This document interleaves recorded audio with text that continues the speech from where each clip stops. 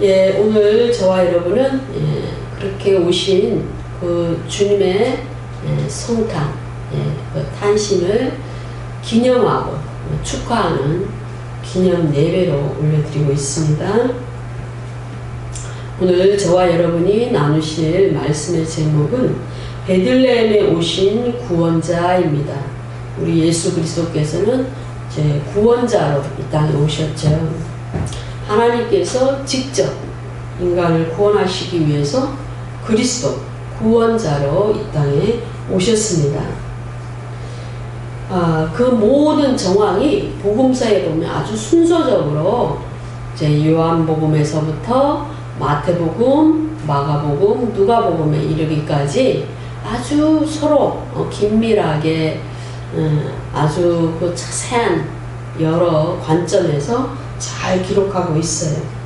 오늘 마태복음 2장에 보시면 이 본문에는 이제 그 초점이 주님께서 오신 그 모든 계시에 대해서 이제 구약의 본문에 이미도 다 계시가 됐다라는 점을 우리가 이제 이 본문을 읽을 때 잘 알 수가 있습니다. 그래서 구약에서 이미 많은 선지자들을 통하여 계시가 된 그 말씀을 따라 그 말씀을 이루려고 이 땅에 오셨다. 그래서 오늘 본문에 보시면 2장 13절에 보면은 이제 요셉이 등장을 합니다. 마리아의 남편 그 요셉이죠. 그래서 이 13절에 보면 저희가 떠난 후에 주의 사자가 요셉에게 현몽하여 그랬어요. 하나님의 사자가 지금 베들레헴으로 피난하게 하시고 그곳에서 또 경배받게 하시고 여러 가지 이제 정황을 그 앞에 쭉 기록하고 있어요. 그리고 나서 이제는 요셉에게 나타나셨는데 꿈에 나타나셨다는 거죠. 꿈으로 현몽하셨다라는 겁니다. 계시가 꿈으로 주어졌어요. 그런데 그 요셉은 이제 그 꿈을 통해서 역사하신 그 하나님의 계시에 그대로 순종했습니다. 우리는 때로는 왜 요셉일까? 물론 그 족보를 통해서 그 계보를 통해서 오신다라는 그 말씀을 이루려고 했고 또 그에 합당한 인물이라는 것을 우리는 잘 압니다. 그럼에도 불구하고 이 본문에 보면은 요셉이 정말 하나님의 계시에 대해서 열려있고 하나님께서 참으로 사용하실 만하다라는 것이 잘 드러납니다. 요셉에게 계시가 주어졌어요. 그래서 그 요셉이 이제 헤롯이 아기를 찾아서 죽이려 한다라는 그 계시를 듣고 아기와 그의 모친을 데리고 애굽으로 피하여 내려갔다라고 기록하고 있습니다. 우리가 이 본문을 읽을 때 이제 우리가 도전을 받아요. 하나님께서 예수 그리스도를 이 땅에 보내시기 위해서 너무나 많은 선지자들을 통하여 많은 말씀들을 하셨어요. 그런데 그 말씀을 이루실 시점에 있어서도 또 많은 사람들을 사용하셨습니다. 오늘 저와 여러분을 또 사용하셔서 그 계시의 말씀을 전달하게 하셨습니다. 그리고 그 전달하고 복음으로 선포하는 그 말씀을 통하여 많은 사람들이 구원받게 하셨습니다. 그러므로 하나님은 이 요셉을 사용하신 것처럼 이 성탄 축하 기념 예배를 통해서도 저와 여러분을 사용하시고 또 교회를 사용하셔서 그리고 주님이 오신 그 성탄을 기념하고 축하하는 많은 성도들을 통해서도 주님은 역사하십니다. 그 역사를 바라보면서 우리는 이 교회 안에서 세상을 향하여 예배의 모습을 보여주고 그 말씀 따라 이 땅에 오신 예수 그리스도를 드러내는 거죠. 우리끼리 축하하는 것도 굉장히 중요하지만 이렇게 예배를 드림으로 말미암아 이미도 하늘에 계신 그 하나님께 감사하고 예수 그리스도께 감사하고 또 세상에 대해서도 알리고 복음으로써 그 예배를 알리는 것이 굉장히 중요합니다.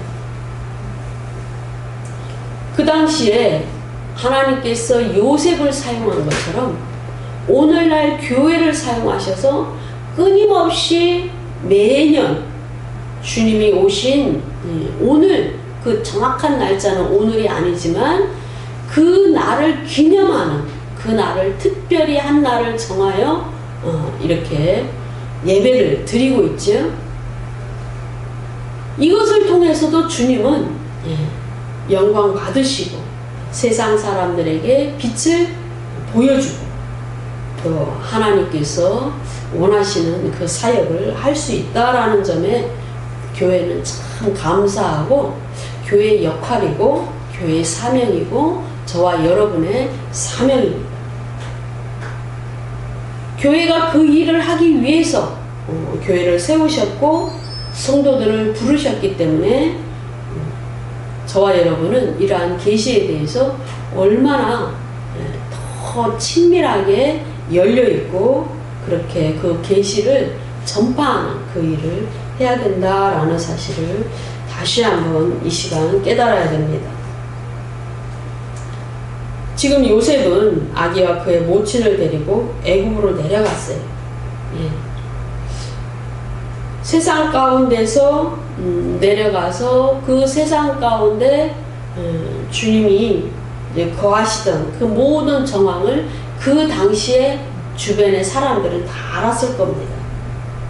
세상 사람들은 지금 교회에서 무엇을 하는지, 교회가 어떤 사명이 있는지, 이 교회가 누구를 전파하는지, 어떤 복음을 전하는지 아주 정확하게는 몰라도 다 알고 있습니다.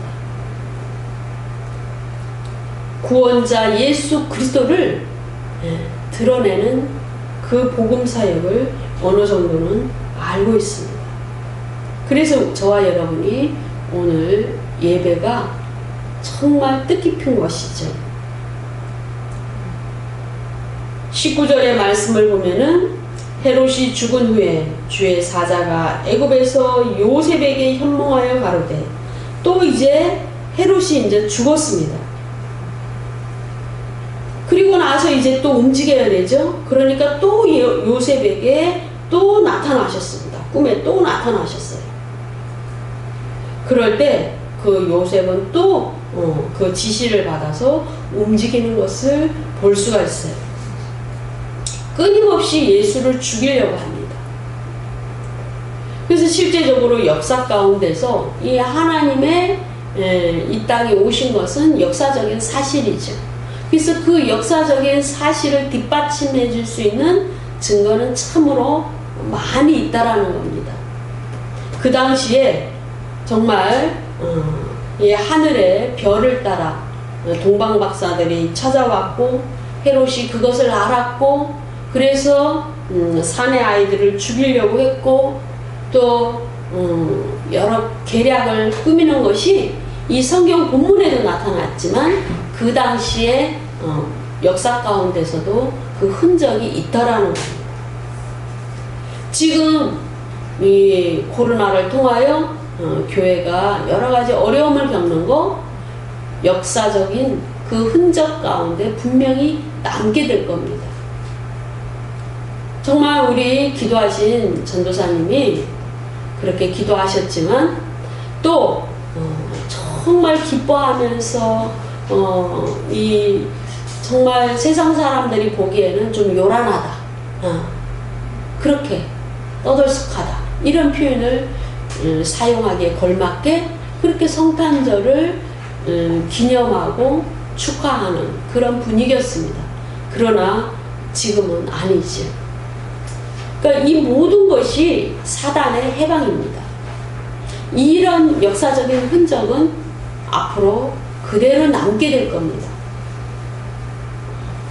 오늘 본문에도 그 당시에 예수 그리스도가 이 땅에 오는 것을 막기 위하여 그리스도가 하나님의 뜻을 감당하는 것을, 하나님의 뜻이 성취되는 것을 막기 위하여 여러 가지 음모와 계략과 사단의 역사가 있었다라는 것을 알 수 있습니다.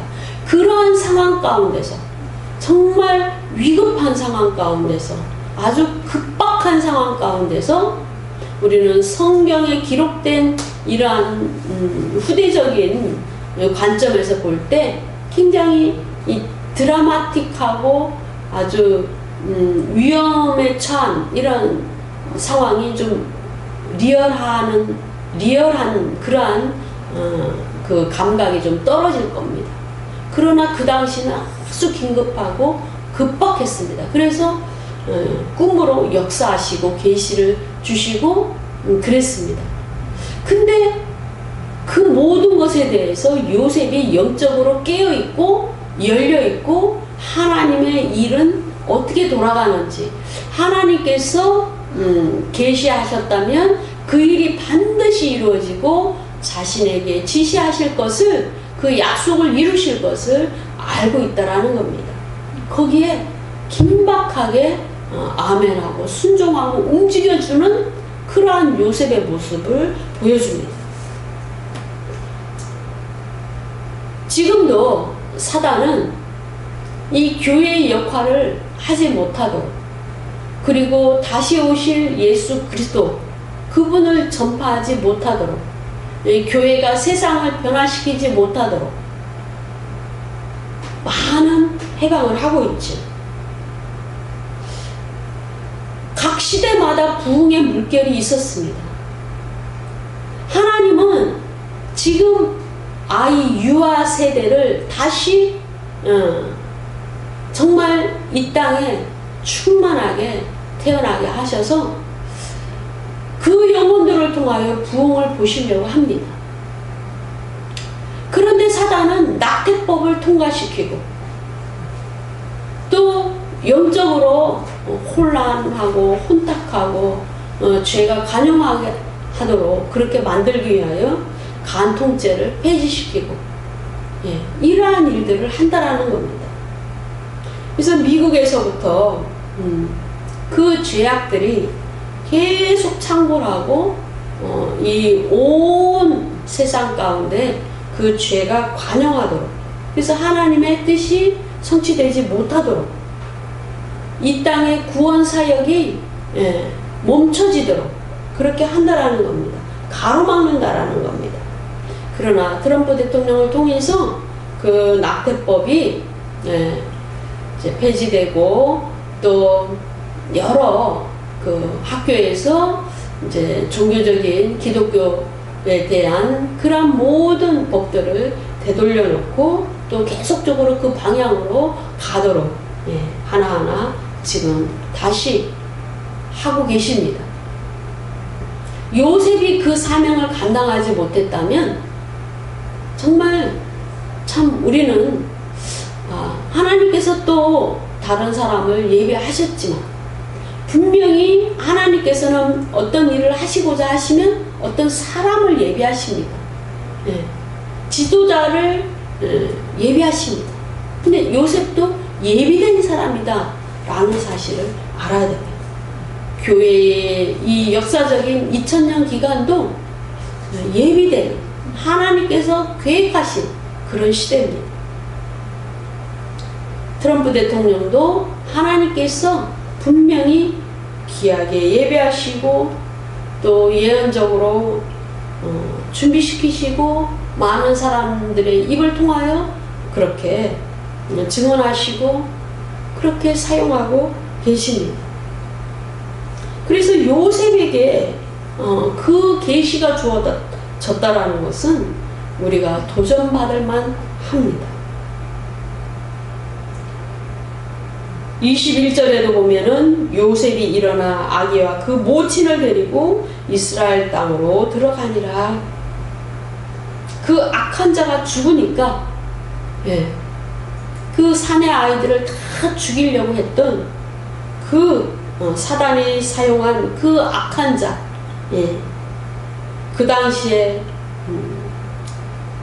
그 적그리스도의 역할을 하던 그 악한 자, 그 헤롯이 죽고 나니까 이제는 이스라엘 땅으로 인도하신 그 계시를 요셉은 이루었다라는 겁니다.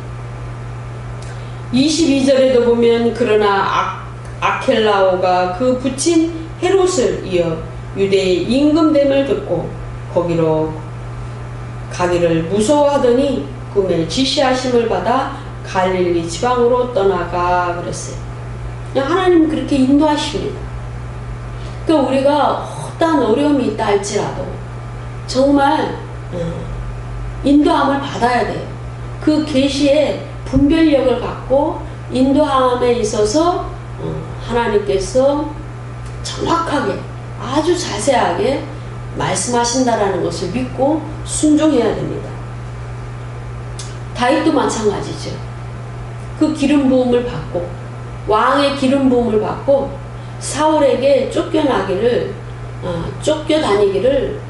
정말 오랫동안 훈련받았고 고생했고 그 상황 가운데서 오직 그 하나님의 보호하심과 인도하심 가운데 있었습니다. 늘 하나님 그분을 사모하고 그분 얼굴을 보기를 원했습니다. 우리도 마찬가지죠. 교회가 그리고 우리 각 구원받은 성도가 어떻게 우리를 향한 교회를 향한 또 각자의 가정에서 하나님이 원하시는 그 뜻과 의도와 목적을 성취할 수 있는가. 요셉을 예비하시듯이 각 가정에서 그리고 교회에서 분명히 하나님 뜻이 있습니다. 인도함을 받아야 돼요. 그러나 그 가운데서 하나님의 얼굴만을 너무나 사모하는 마음으로 사모하고 그 얼굴을 구하는 그러한 이제 영광이 있어야 됩니다. 우리는 모세를 생각할 때도 마찬가지입니다. 모세는 이스라엘 백성들이 정말 산 위에서 그 돌판을 받아서 내려왔는데 산 아래에서 금송아지를 만들어서 먹고 뛰놀고 있었습니다. 그래서 하나님께서 엄청나게 화가 나고 또 모세도 화가 났습니다. 그래서 엄청난 죽음이 있었고 하나님은 이 백성과 나는 함께 가지 않겠다라고 말씀하셨습니다. 하나님은 애굽에서 이끌어낸 그 백성을 모세 네 백성이다, 내 백성이다 그렇게 말씀하셨어요. 모세의 백성이라고 말씀하시고 하나님 당신의 백성이라고 말씀하지 않으셨어요. 그러면서 나는 가지 않겠다라고 말씀하실 때 모세는 돌아선 그 하나님의 마음을 움직이려고 하나님의 얼굴을 구하면서 하나님 당신의 영광을 보기를 원합니다. 당신의 얼굴을 보기를 다시 한번 사모합니다. 라고 했을 때 정말 하나님은 그 모세를 사랑하시고 모세를 사용하시려는 그 아름다운 계획이 있기 때문에 모세를 바위 틈에 숨기시면서까지 당신의 모습을 영광을 드러내셨습니다. 그래서 그 앞모습은 보여주시지 아니하고 지나가면서 그 뒷모습을 보도록 그렇게 배려와 사랑과 그 아름다운 그 아낌을 드러내 주셨습니다. 우리가 정말 요셉만큼 그렇게 순종하고 믿음으로 움직여주지 않는다면 이 교회는 하나님의 사명을 감당할 수가 없습니다. 우리 개인도 마찬가지죠. 모세처럼 그렇게 백성을 사랑하듯이 가족을 사랑하고 구원받지 못한 주변의 모든 사람들을 구원하려는 그 사랑과 그 긍휼의 마음을 품지 않으면 하나님의 그 인도하심과 계시를 받을 수가 없습니다. 그리고 또 지혜로워야 돼요. 동방박사들의 그 지혜는 놀랍습니다. 마태복음 2장 2절에 보시면 유대인의 왕으로 나신 이가 어디 계시뇨? 우리가 동방에서 그의 별을 보고 그에게 경배하러 왔노라. 세상 우주 만물은 다 하나님께서 당신의 하신 일을 드러내는 계시의 수단이죠. 그래서 우리는 일반 계시다, 특별 계시다 이런 얘기를 들어왔죠. 그래서 하늘의 별을 통하여 당신의 그 행하심을 드러냈어요. 근데 그 별을 관측하던 이 동방박사들이 알게 되었습니다. 그들은 하나님을 섬기는 자들도 아니에요. 그런데 그 별들을 움직임을 통하여 그 특별한 그 인도를 받게 된 거죠. 정말 와보니까 정말 그 어린아이가 태어나고 그 별이 멈춘 곳에서 그 실체를 보고 경배하고 예물 드릴 수 있게 된 겁니다. 그러나 단지 그들의 어떤 학문적인 천문학에 있어서 어떤 그 증거만을 확인하려고 했다면 경배는 이루어지지 않죠. 그들은 이미도 경배하기 위하여 예물까지 들고 왔기 때문에 그 별을 통하여 세상 우주 만물과 하나님이 하신 일들을 정말 믿음으로 그 실체를 보게 되는 겁니다. 그 지혜는 놀랍습니다. 그리고 그들이 정말 하나님의 계시를 받고 돌아가는 그 과정, 그리고 그 악에 대해서 세상을 구원하고 또 하나님께서 특별하게 큰 별로 오신 그 예수를 정말 지키고 보호하고 정말 하나님께서 원하시는 그러한 일들을 위해서도 그들은 지혜를 발휘했습니다. 우리가 관측한 사실이 맞는가? 실제인가? 사실인가? 그것만 확증하고 입증하려고 했으면 그들 손에는 예물이 없었고 그들은 헤롯이 정말 그것을 유도하여 알고자 했을 때도 굳이 지혜가 필요 없었고 정말 각별한 그 하나님의 돌보심이 어쩌면 필요 없었을 수도 있어요. 그러나 그들은 그렇지 않았습니다. 지혜로웠습니다. 2장 9절의 말씀을 보면은 박사들이 왕의 말을 듣고 갈새 동방에서 보던 그 별이 문득 앞서 인도하여 가다가 악이 있는 곳 위에 머물러 섰다. 분명히 인도했습니다. 그들을 통하여 세상 사람들을 통하여 그 별의 움직임을 통하여 세상 사람들에게 하나님이 알리신 겁니다. 이 특별히 이 동방박사가 정말 그 하늘로부터 구원자가 이 땅에 왔고 유대인의 왕으로 오신 그가 그 시점에 그곳에 태어났다라는 그 사실을 전파하는데 그들이 사용된 겁니다. 오늘날 저와 여러분을 통하여 교회를 통하여 주님이 이 땅에 오신 것을 계속 전파하기를 주님은 원하십니다.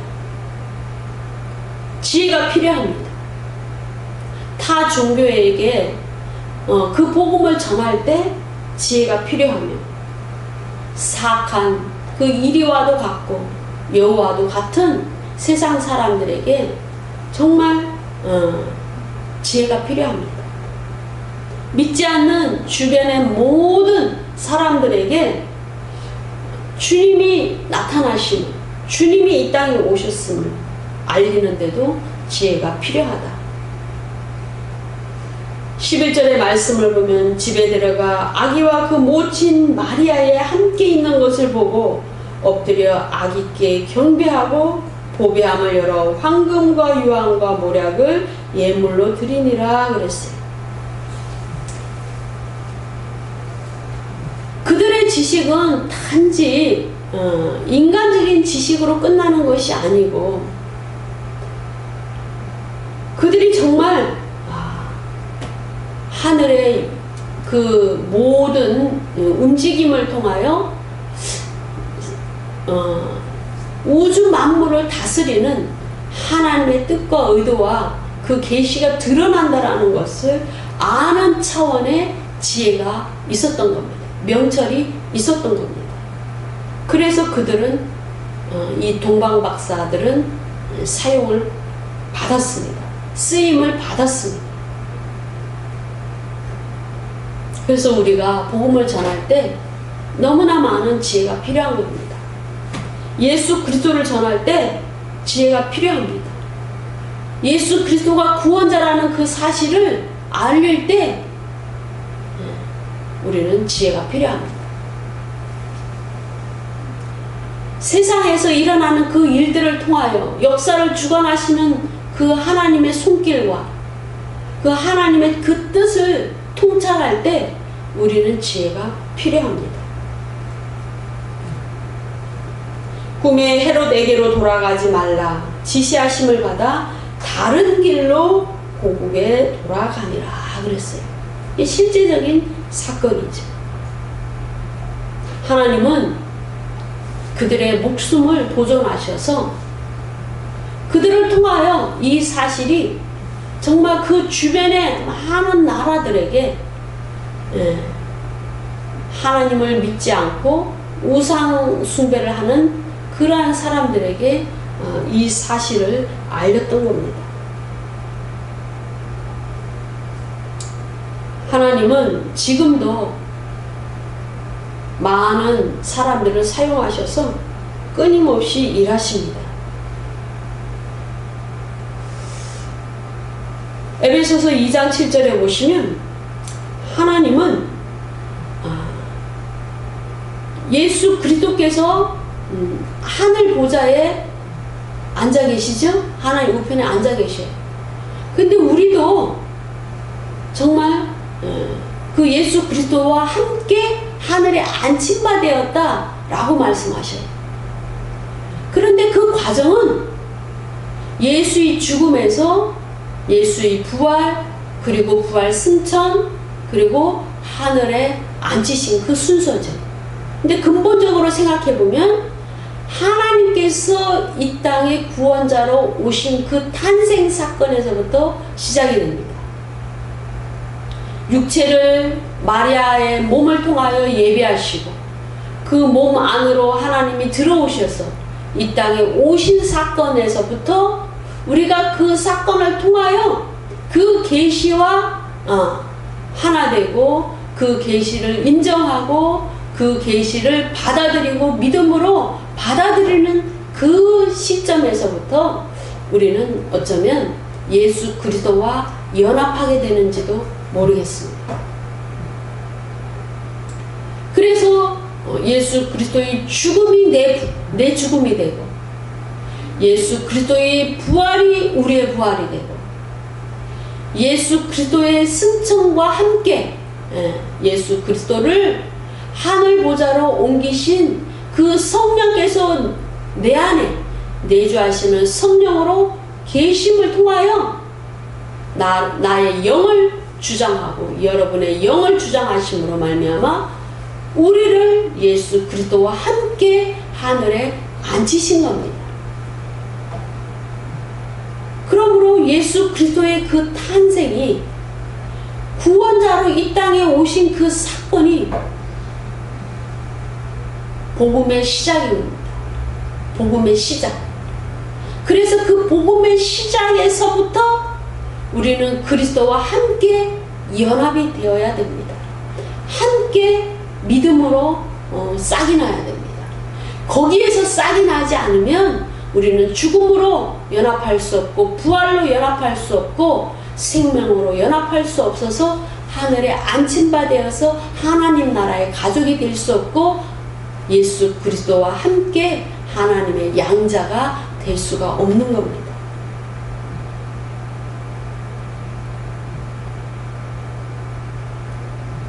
에베소서 2장 7절에서 이는 그리스도 예수 안에서 우리에게 자비하심으로써 그 은혜의 지극히 풍성함을 오는 여러 세대에 나타내려 하심이라. 오는 여러 세대에. 예. 그리스도 예수 안에서 우리에게 베풀어 주신 그 무한한 자비와 긍휼과 그 사랑과 그 풍성함, 그 놀라운 비밀을, 구원의 역사를 여러 세대에 나타내려 하십니다. 그러므로 저와 여러분을 사용하시는 겁니다. 그 목적으로 저와 여러분 그리고 교회를 사용하시는 겁니다. 이 에베소서에는 정말 그 교회가 얼마나 큰 능력을 가지고 있고 그리고 예수 그리스도가 얼마나 큰 사랑을 행하셨는가라는 그 아름다운 얘기가 아주 리얼하게 구체적으로 에베소서에 많이 기록이 되어 있습니다. 그 사랑을 측량할 수 없다는 거죠. 그 넓이와 깊이와 정말 그 무한한 그 사랑을 측량할 수가 없다라는 겁니다. 선지자들을 통하여 계속적으로 계시를 주신 그 실체가 이 땅에 오셨다라는 겁니다. 그래서 지금도 우리를 그렇게 사용하시기를 원하는 겁니다. 복음 전도자로 사용하시고 예수 그리스도를 전하는 전달자, 예. 그 복음을 전하는 자로 사용하시기를 원하십니다. 그 구약 시대에 그리고 예수님 당시에 많은 선지자들을 통하여 전해지는 그 계시를 오늘날 교회를 통하여 저와 여러분을 통하여 그 계시를 전하여 주는 예수 그리스도에 대한 그 계시 그리고 다시 오실 예수 그리스도에 대한 그 계시를 전하기를 원하시는 겁니다. 디모데전서 1장 18절 말씀을 보시면 아들 디모데야, 바울이 얘기하는 거죠. 바울이 그 디모데가 목회를 잘하기를 원하는 마음으로 영적인 아들에게 아주 구구절절하게 여러 말씀들을 계시로 풀어내고 있는 본문입니다. 아들 디모데야, 내가 내게 이 교훈으로서 명하노니, 명령한다는 거죠. 전에 너를 지도한 모든 예언을 따라 그것으로 선한 싸움을 싸워라. 너를 지도한 예언, 그것은 이미 선포된 말씀이고 가르쳐 주신 말씀이고 기록된 말씀이죠. 그 말씀, 그 계시의 말씀을 따라 그것으로 선한 싸움을 싸워라. 우리가 그 사명을 감당하기 위해서는 영적 싸움이 반드시 있습니다. 디모데처럼 훌륭한 바울의 영적 아들도 싸워야 되는 겁니다. 하나님의 그 예언의 계시를 받고 기록된 바울이 기록한 그 기록의 모든 계시의 말씀을 따라 지도하기 위해서도 영적 싸움이 필요합니다. 요셉이 그 요셉에게 요셉을 통하여 하나님의 그 모든 계시가 이미도 오래전부터 선포된 그 계시가 실현되기 위해서는, 성취되기 위해서는 영적 싸움이 있었습니다. 정말 죽고 사는 영적 싸움이 있었습니다. 요셉을 예비하셔서 그 요셉을 통하여 그 모든 일들이 성취가 된 겁니다. 우리가 어떤 직장에서나 사업장에서나 가정에서나 하나님께서 때가 되면 정말 큰 축복을 위해서 사람을 먼저 예비하십니다. 하나님이 쓰실 그 한 사람, 그 한 사람을 인도하시고 그 한 사람에게 당신의 은밀한 비밀과 계획을 알게 하십니다. 근데 아는 것으로 그것이 성취되는 것이 아니고 그 성취를 위해서 자신의 생각과 감정과 그리고 여러 환경과 그 모든 해방자들을 이겨낼 수 있는 영적 싸움이 필요합니다. 예수님의 제자들이 그 복음 사역을 감당하기 위해서 얼마나 많은 영적 싸움이 있었습니까? 그 영적 싸움에서 그들은 자기 자신을 내어놓았습니다. 예수님이 자기 몸을 내어놓으신 것처럼 제자들도 자신의 몸을 내놓았습니다. 교회가 이제는 그 시기에 들어가려고 합니다. 영적 싸움이 없이는 가정을 세울 수 없고, 영적 전쟁이 없이는 회사를 세울 수가 없고, 영적 전쟁이 없이는 직장을 세울 수가 없습니다. 이 교회 시대를 마무리하는 이 시점에서 하나님께서 다음 세대를 일으키고 지금 어린아이들, 너무나 어린 그 유아, 영아, 그 세대를 새롭게 일으키기 위하여 하나님의 계획이 있습니다. 그래서 세상의 법들이 만들어지는 거죠. 동일합니다. 똑같습니다.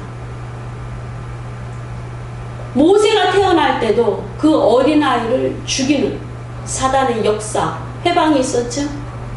예수님 당시도 마찬가지입니다. 지금도 마찬가지입니다.